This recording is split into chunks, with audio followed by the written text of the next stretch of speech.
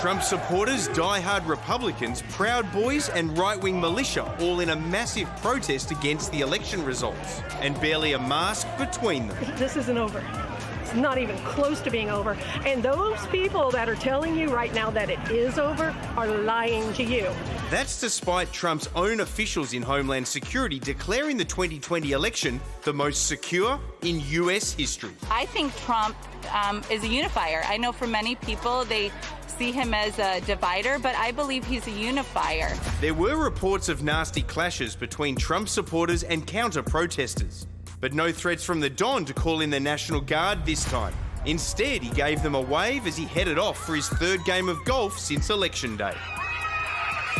If you're wondering how many people marched, the answer depends on who you ask. The White House says more than 1 million. The Washington Post says around 200 times less than 1 million. CNN says thousands. Of big concern as America marks its 7th consecutive day of more than 100,000 new COVID cases was the small percentage of mask wearers in the crowds. Stop sinning! Stop being wicked! You're going to hell! So will Trump's America ever accept the election result? And are today's marches the beginning of something bigger? The Hill's editor-at-large, Steve Clemens, is our guy inside Washington. Steve, it seems pretty obvious that there weren't 1 million people marching there today, but there are more than 70 million people who did vote for Trump. What can Biden possibly do to placate them in the short term and into his presidency? Well, look, he's never going to placate all of those people. There's 70 million people behind Trump who love Donald Trump's behavior. I think Joe Biden is going to meet their leaders. I think he's going to do, here and, there to meet with them and say he understands a little bit about how they feel.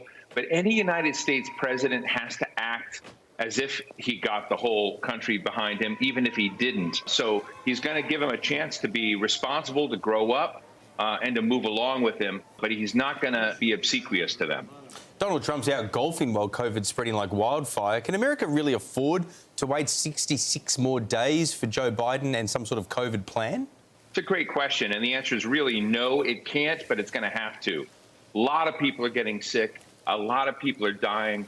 Hospitals are overwhelmed in America, and this is in contrast to virtually every other responsible nation in the world. So it's really a sad situation where we're seeing Americans get sick.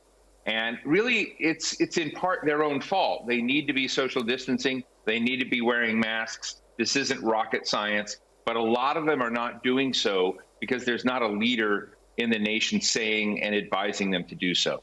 Steve, is there any chance that he will graciously concede at any point? Maybe 1%. Wow. I don't think it's with his brand. I don't mean to be silly about it. I hope he does. I hope I'm wrong.